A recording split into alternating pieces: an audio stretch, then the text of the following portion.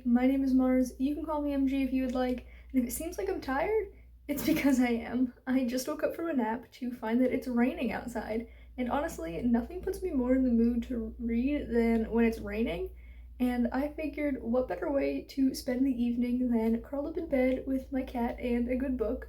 So, I'm not in the middle of any books right now, and I figured this is the perfect time to start my vlog of Dead of Winter by Darcy Coates. I have decided to vlog this because it's, a cold, isolated, wintry setting, and that just seems perfect for this time of year as we approach winter. I know winter technically doesn't start until December 21st, but it's getting nice and cold here where I am. I actually think it might snow later on this week. Regardless, I think it's a good time of year for this, and I just figured, why not vlog it? The back of the book reads, 8 strangers, 1 killer, nowhere left to run. When Krista joins a tour group heading deep into the Rocky Mountains, she's hopeful this will be her chance to put the ghosts of her past to rest.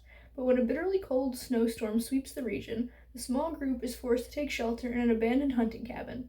Despite the uncomfortably claustrophobic quarters and rapidly dropping temperature, Krista believes they'll be safe as they wait out the storm. She couldn't be more wrong. Deep in the night, their tour guide goes missing, only to be discovered the following morning, his severed head impaled on a tree outside the cabin. Terrified and completely isolated by the storm, Krista finds herself trapped with 8 total strangers. One of them kills for sport, and they're far from finished. As the storm grows more dangerous and the number of survivors dwindles one by one, Krista must decide whom she can trust before this frozen mountain becomes her tomb. I can't wait to read this. It sounds so good. I love an isolated setting. It sounds like it's got hints of that classic slasher vibe, which I adore.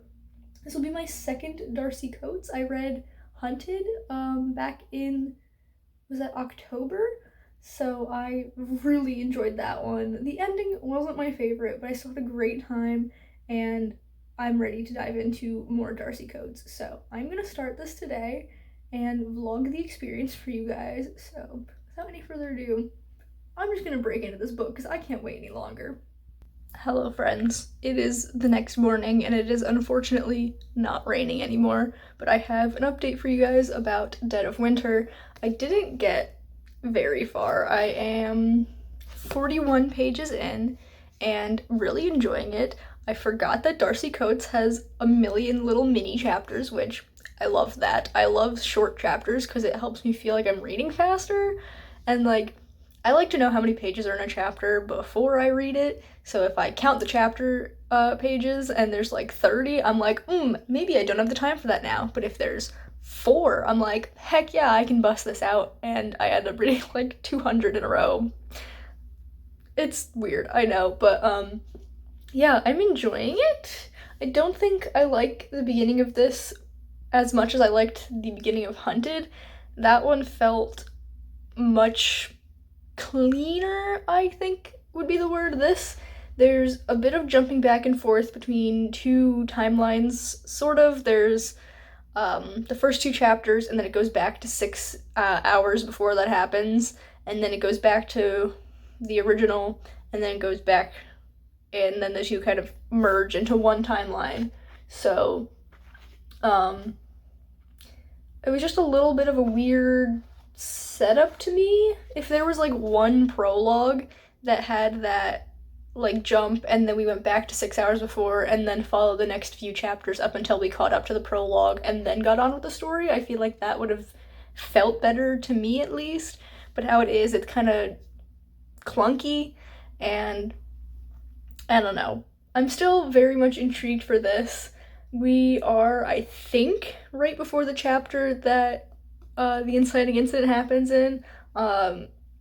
If you don't remember from when I read the back of the book, which for me would have been yesterday, for you would have been 2 minutes ago, the main character and the tour group that she's on find the severed head of their tour guide impaled on a tree outside of the cabin that they are staying in, and I thought we were gonna get that this chapter because they've just woken up and been like, where's Brian, I think his name is.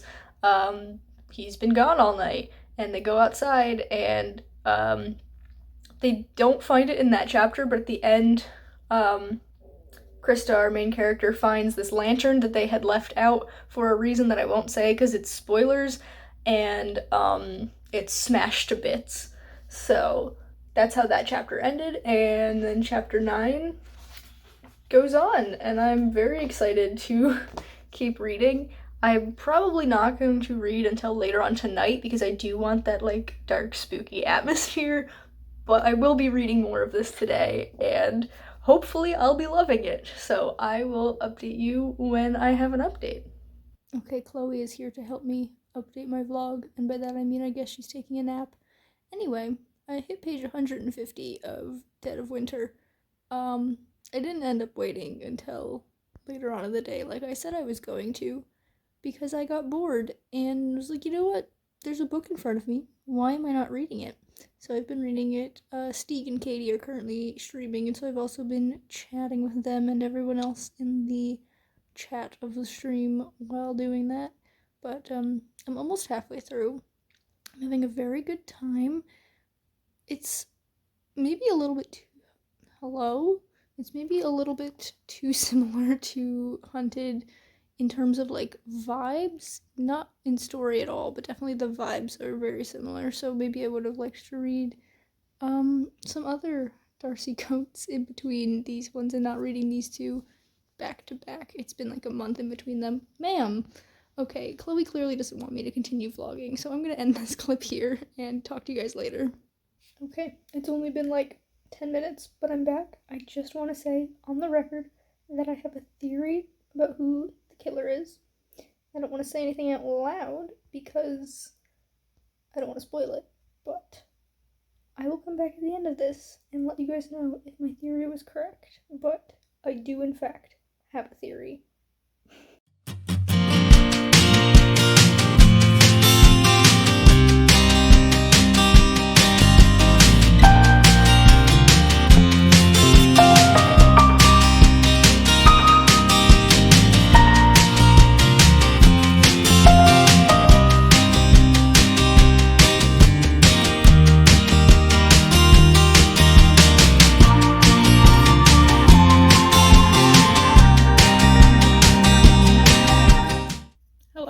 I'm back. It is 7:13 p.m. I'm on page 321 out of like 340, and I was right. I'm trying not to yell because I just yelled. I'll put my bookmark in here. So I was bamboozled. Let me get actually comfortable. I'm sitting at a weird angle on my bed. Okay, sorry. I'm just like in shock that I was actually correct because I've never guessed anything correctly before. But I had this hypothesis, which I'll tell you what it was when I get to the end. I still have 20 pages left to read, so I'm just gonna update you now and then read the last 20 pages, and then I'll give you some spoilers, but I'll like mark so that if you don't want to be spoiled, you don't have to be. Anyway, I had my hypothesis. 150-ish pages in, you guys know I updated you about my hypothesis, and then we had a reveal like 30 pages ago, I want to say. Oh, before that.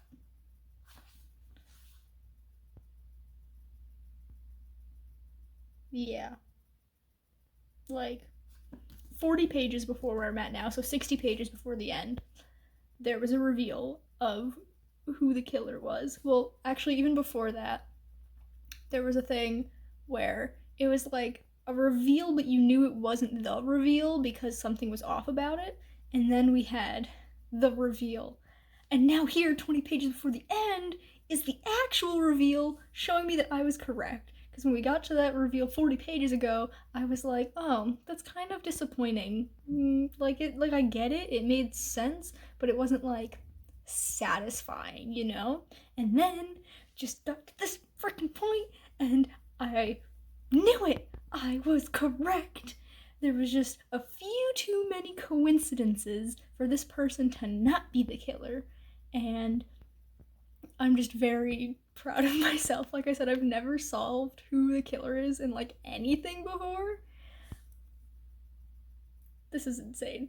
I'm gonna read the last 20 pages of this, and then I will come back and give my final thoughts, and then also give you the, like, spoilery bit, and then close this out, I guess. Oh, I feel so proud of myself. Okay, I'm gonna see you guys in a little bit.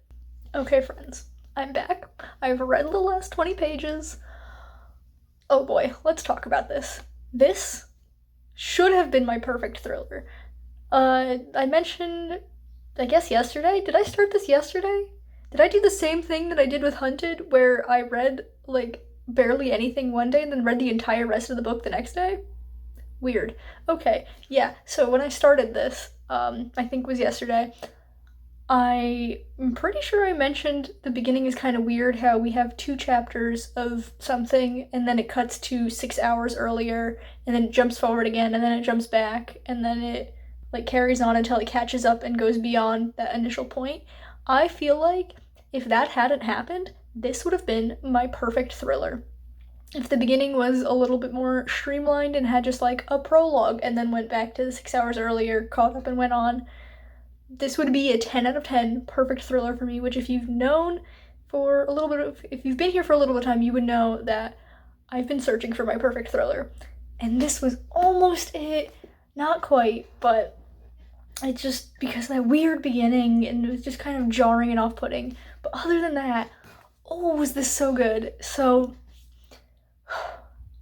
how do I want to do this?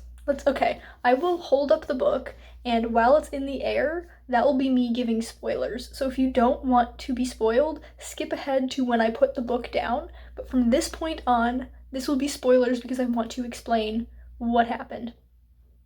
Okay?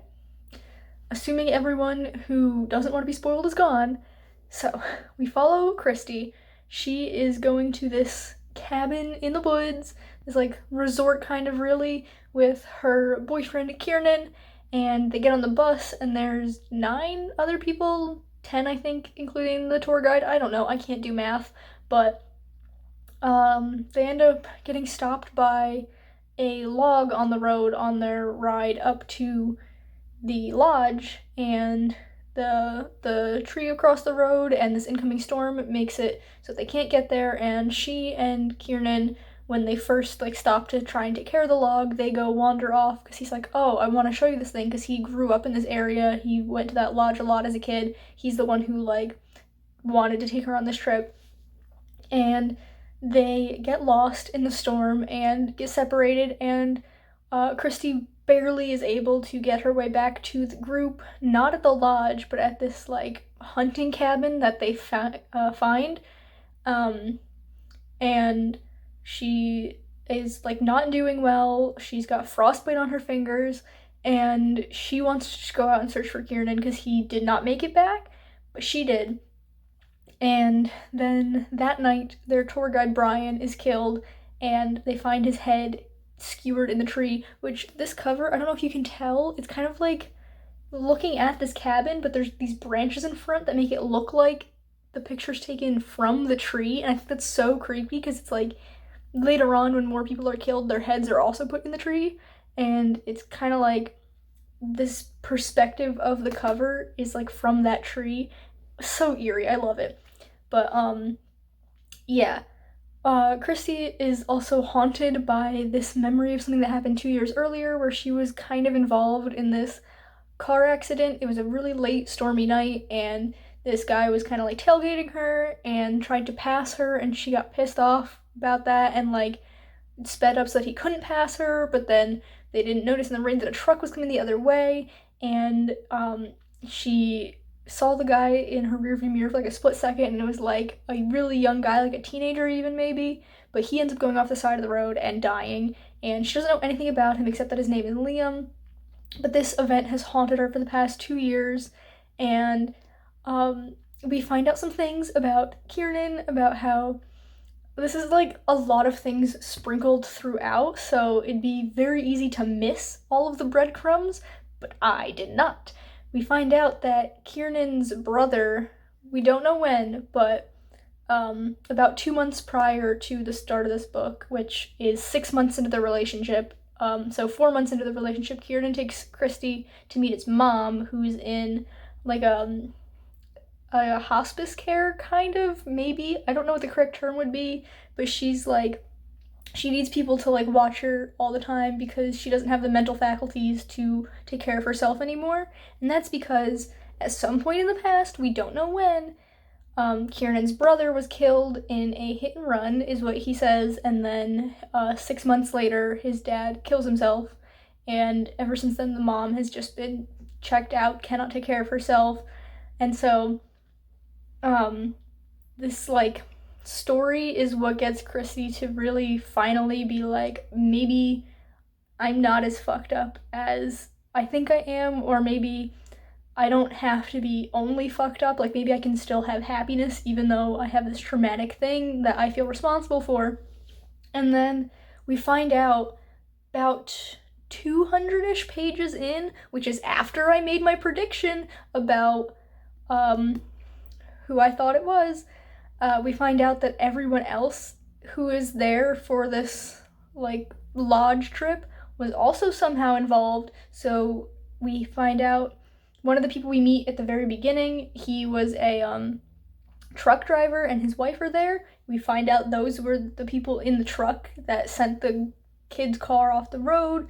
Someone else was a 911 dispatcher. We find out that she was the one who initially received the call from the boy as he was like drowning in this river, and she thought it was a prank and hung up and lost her job because of that. Everyone is connected except for the tour guide. He was just collateral damage. But before we even learned all that, I was like getting suspicious because we assume that Kiernan is dead, because at one point they trek back to the bus that had broken down, or not broken down, but like they couldn't stay there. They like went to the cabin instead, and they find Kiernan's body, but he doesn't have a head and his hands are shredded, and everyone else assumes that it's because of like, wild animals or something. But something that the main character thinks, she's like, I can't even like see the freckles on his hands anymore, like that I knew so well. And I'm like, that's suspicious, because she also gets a little bit suspicious about like the way his hands are shredded down to the bone and everything. I think it's a little bit weird because that happens, but like his neck stump where his head was cut off wasn't like chewed on, but animals would have gone after that too. And I'm like, I don't think Kiernan is dead. I think Kiernan is the killer. And he was, but we'll get there. So that was actually the tour guide's body, which they find his head in the tree. They never find his body. Everyone else whose head ends up in the tree, they also find the body for.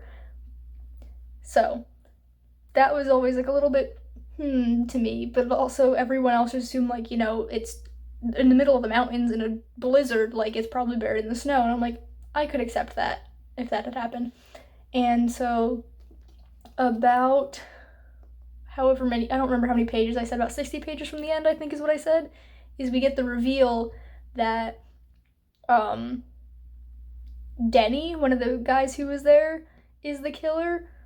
But like, it always seemed really weird. It's because I'm really gonna be spoiling this whole thing, but one person killed someone else thinking they were the killer, but then that made everyone else think that this person was the killer.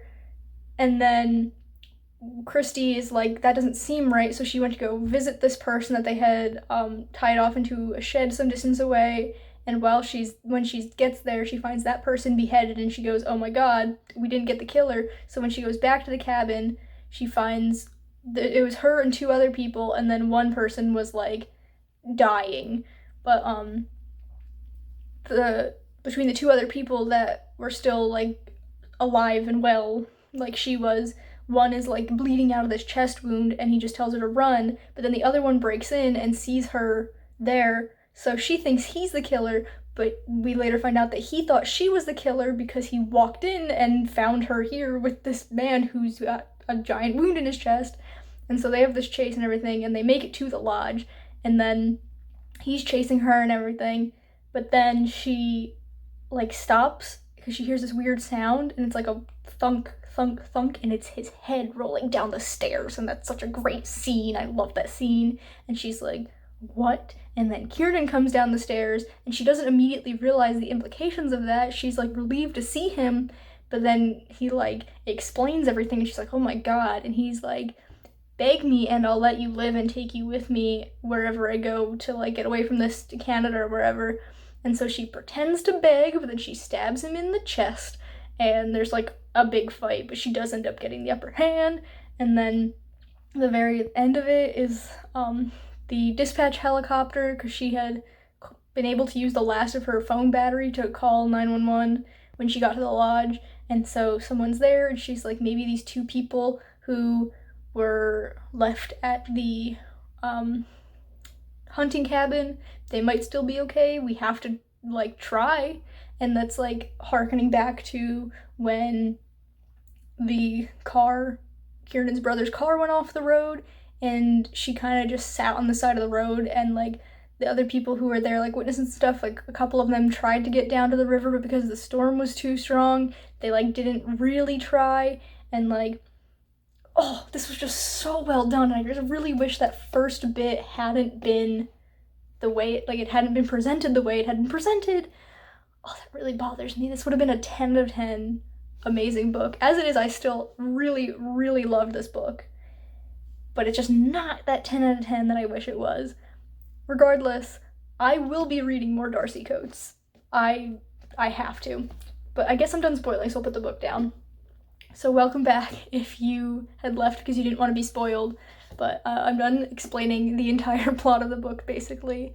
Man, this book was just so, so good. I really enjoyed Hunted, but I thought that the reveal wasn't that good. And so when we got the first reveal that, like, tricked me, I thought it was going that same way, but then we got the actual reveal, and I am vindicated. I was correct. But, yeah, I'm gonna get out of here because I've been rambling for so long now. But that was Dead of Winter by Darcy Coates and my reading experience, and I'm very glad I decided to vlog this. I honestly only decided to because I needed to fill some space for Vetted, and I'm like, wintry book, wintry season, let's make a vlog. I'm really glad I did because I loved this book. It was so good. But that is all from me now. If you enjoyed this video, please be sure to give it a big thumbs up. You can subscribe to my channel for more content, and that way I will see you guys in the next one. Goodbye, everyone.